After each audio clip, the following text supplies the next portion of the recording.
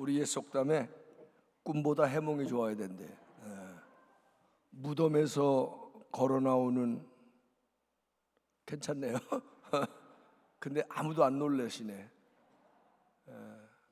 우리가 너무 보편적인 진리가 돼서 부활이, 예수님 부활하셨습니다, 어떤 면에서는 감격도 없고 듣는 사람도 놀라지도 않고. 사실 오늘 이 요한복음 20장 보면 처음에 마리아는 예수님 어떻게 돼 있나, 돌아가신 지 사흘 됐는데 사흘이면 다시 살아나신다고도 그랬는데 아마 뭐 그런 의아심을 가지고 갔을 텐데 무덤은 비어 있고 아무 것도 없는 거예요. 너무 놀래가지고 오늘 성경 보면 20장 1절부터 보면 막 제자들에게 달려갔어요. 얼마나 제자들이 있는 데가 가까웠는지 모르지만 하여튼 달려가서 숨차게 예수님이 안 계신다, 누가 가져갔다, 예수님을 누가 가져갔다 그러는 거 봐서 그때 막 돌던 소문 중에 그 소문이 진실이 됐는지도 몰라, 누가 가져갔다. 결국 놀라서 다 같이 뛰어오잖아요. 그리고 예수님을 만났어요. 그러니까 다시 또 마리아가 나가서 이번에는 예수님 보지 못해서 예수님이 살아나셨다, 내가 예수님을 만났다, 내가 예수님을 만났다. 근데 그 얘기가 제가 이렇게 하는 얘기도 아닐 거라고, 아마 대단히 놀람과 대단한 놀라움을 가지고 예수님이 정말 사셨어요, 예수님이 정말 사셨어요. 근데 우리는 그런 게 좀 없는 것 같아요. 옆에 있는 분들에게 좀 감격적으로, 이럴 땐 배우고 해도 괜찮을 것 같은데 감격적으로 예수님 정말 사셨습니다, 그렇게 한번 얘기해 보세요. 시작. 할렐루야, 할렐루야.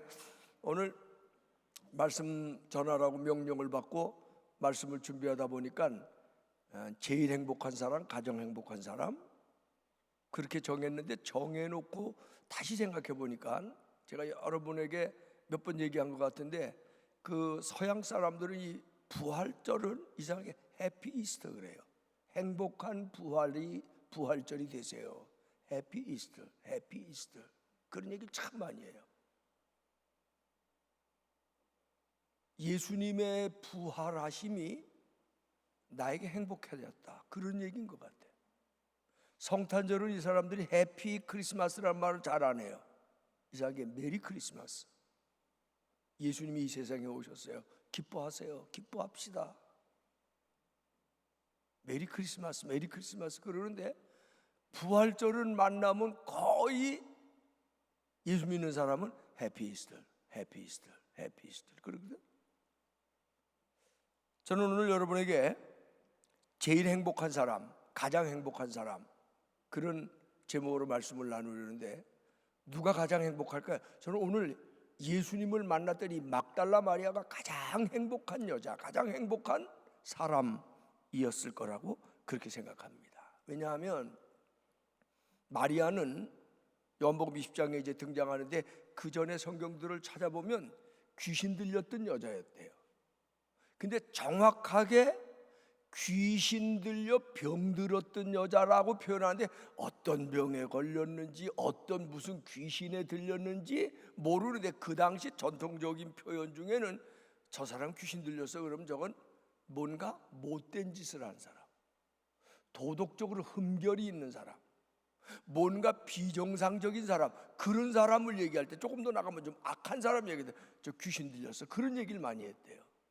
그러니까 마리아는 뭐 여러 가지 추측들이 상존하는데, 부도덕한 여자였을 거다, 뭔가 큰 도덕적인 흠결이 있던 여자였을 거다. 어쨌든 마리아는 손가락질 받는 여자고, 영적으로, 육적으로, 정신적으로 건강하지 못한 여자예요.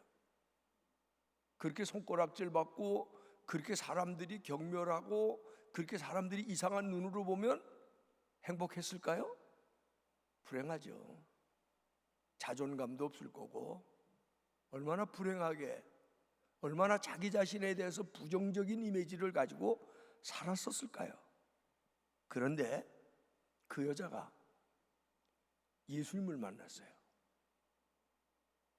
우리는 흔히 고침을 받았다 그렇게 하는데, 저는 그걸 고침을 받았다고 하는 얘기로 끝나면 안 될 것 같아요. 새로운 삶을 부여받게 된 거예요.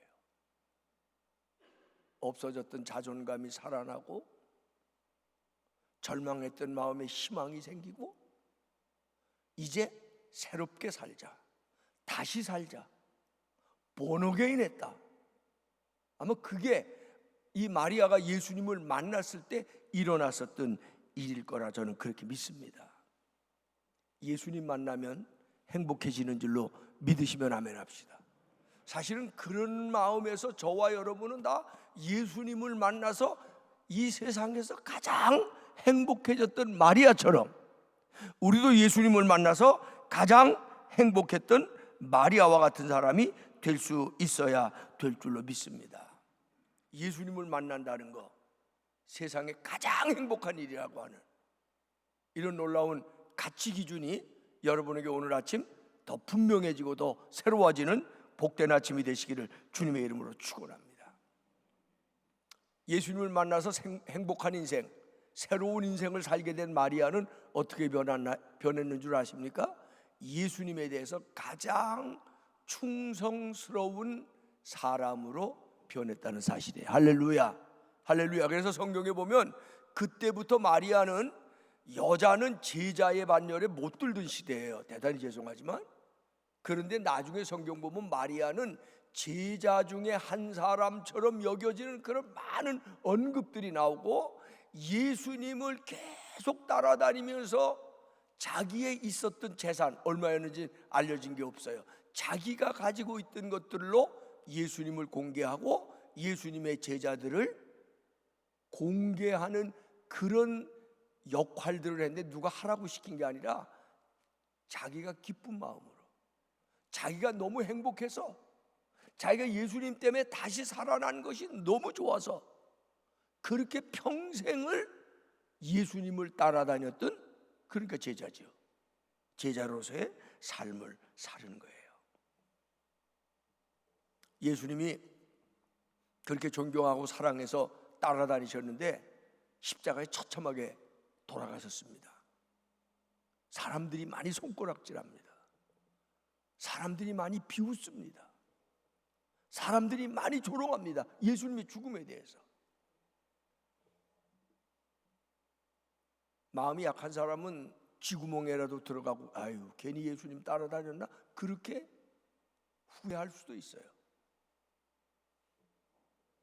근데 마리아는 예수님에 대한 사랑과 예수님에 대한 충성과 예수님에 대한 헌신이 변하지 않았습니다. 저는 이걸 중요하게 여겨요. 저도 은혜 받고 목사 돼서 수십 년을 믿는 사람들하고 교제하고 상대하고 관계했는데, 어떤 사람이 제일 기억에 남냐면요, 변치 않는 믿음의 사람이 제일 기억이 나요.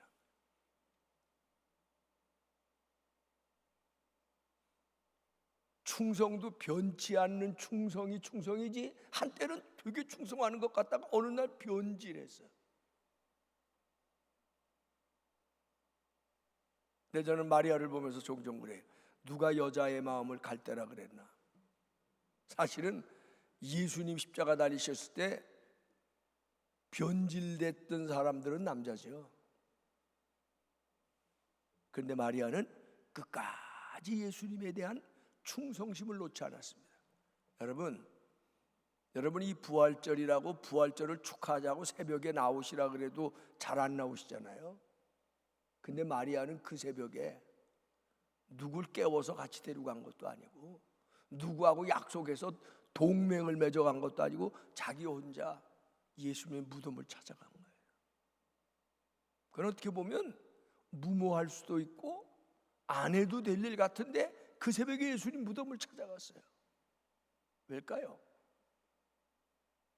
예수님에 대한 충성스러운 마음. 그분이 말씀하신 대로 살아나셨다면 당연히 가서도 만나야 될 거고, 아니 혹시 그게 아니었더라도 예수님에 대한 사랑과 존중의 마음을 마리아는 놓을 수 없었던 것 같아요. 그래서 그 새벽에 예수님을 찾아가서 보는 거예요. 그랬더니 예수님이 없어졌는데, 이게 우리는 이제 부활이 어떻게 보면 보편적 진리로 다 알려져 있으니까 예수님 부활하셨습니다 놀래지도 않고 충격도 안 받. 그때는 이건 엄청난 충격이라고요. 아마 다리살이 풀어지고 푹속 주저앉을 수밖에 없는 그런 드라마틱한 상황이었을 거예요. 이게 도대체 어떻게 된 거냐 말이에요.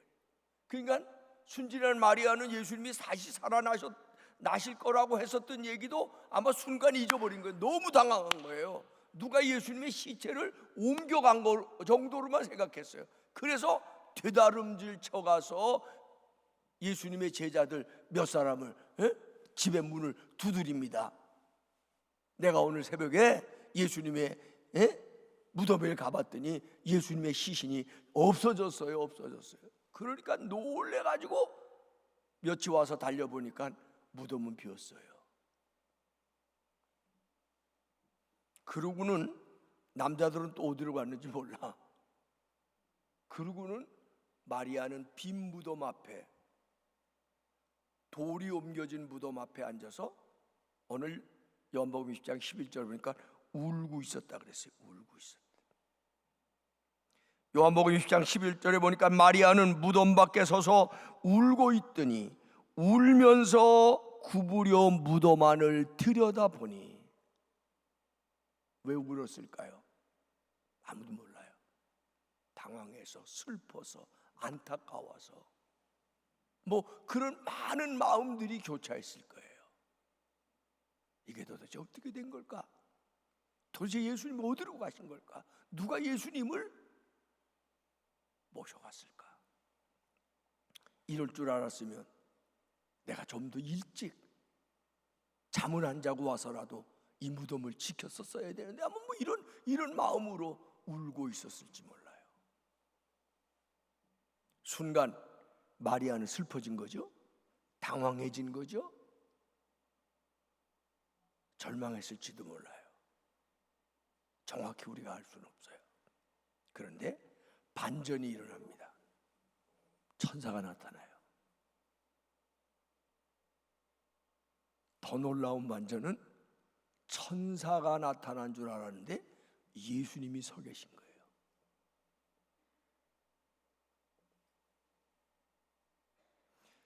요한복음 20장 13절에 보니까 천사들이 이르되 여자여 어찌하여 우느냐? 이르되 사람들이 내 주님을 옮겨다가 어디 두었는지 내가 알지 못하였기 때문에 답답해서 안타까워서 슬퍼서 참을 수 없어서 울고 있음입니다. 그러면서 요한복음 20장 9절에는 예수님의 무덤이 비었다는 소리에 놀래서 달려오는 제자들과 마리아의 발걸음을 보며 9절은 뭐라고 얘기해?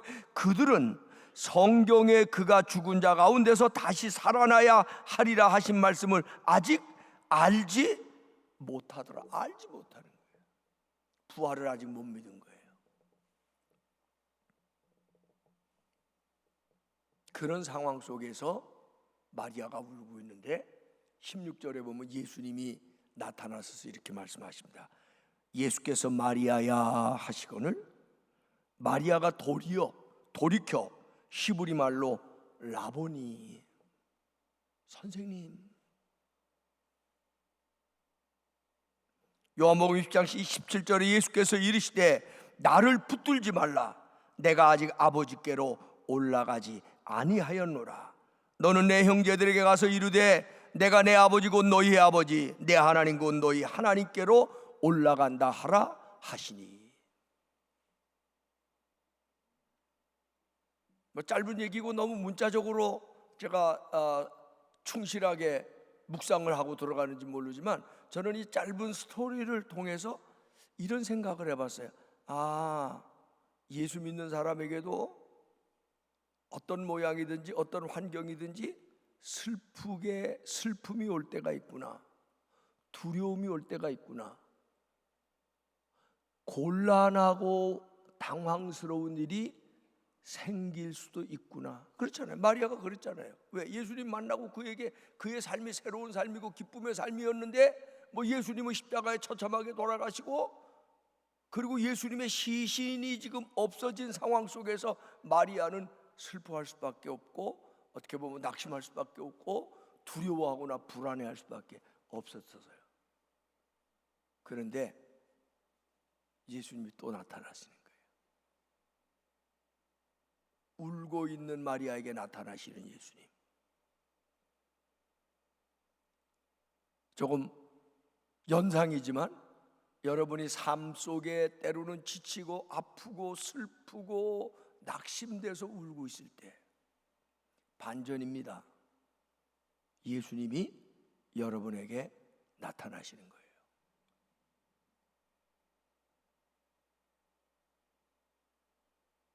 저는 오늘 부활절을 만나 부활의 사실에 대해서 아직도 의심하거나 확신하지 못하거나 부활을 그냥 하나의 형식으로만 생각하고 있는 분들이 있다면, 그런 분들에게 반전이 일어나면 좋겠어요.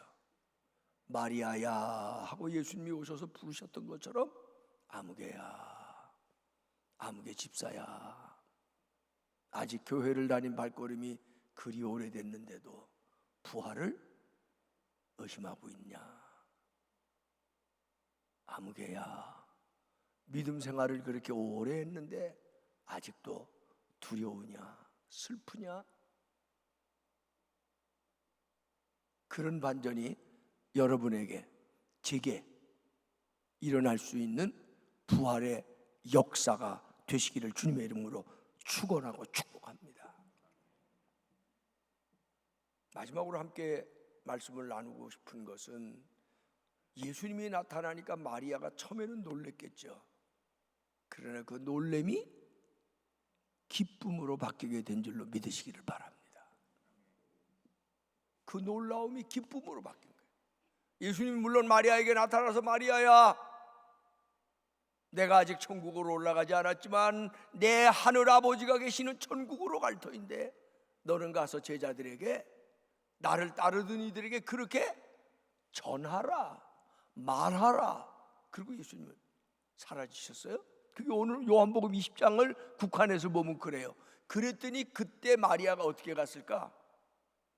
천천히 어슬렁거리고 갔을까요? 뛰어갔겠죠. 달려갔겠죠. 가서 그들에게 심각한 표정으로 얘기했을까요? 머뭇머뭇하면서 얘기했을까요? 어떻게 했을까요?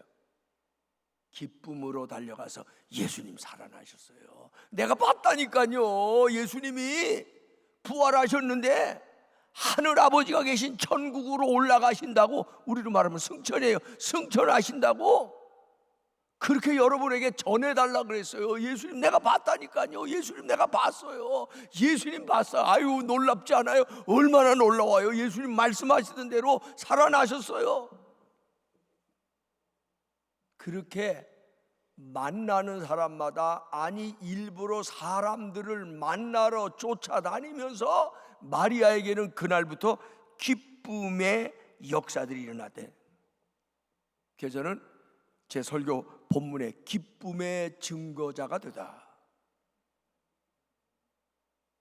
여러분, 예수님 부활을 믿으시나요?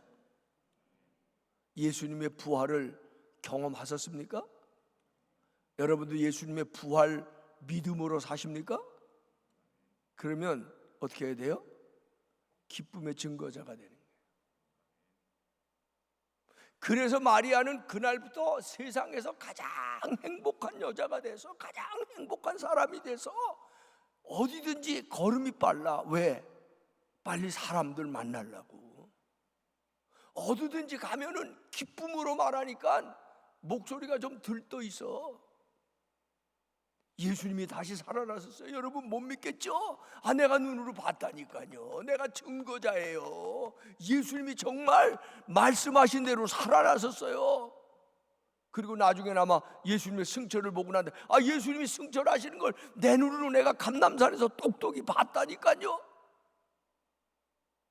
그녀는 천국에 가는 날까지 그렇게 충성스럽게, 그렇게 신실하게 거짓 없이 자기가 느낀 대로, 자기가 본 대로, 자기가 경험한 대로 적극적으로 활발하게 열심히 빨리 달려가서 사람들을 만나면서 증거했는데, 그게 억지로가 아니고, 그게 마지못해 하는 게 아니고요, 기쁨으로, 너무너무 행복해서, 너무너무 감격스러워서, 너무너무 좋아서,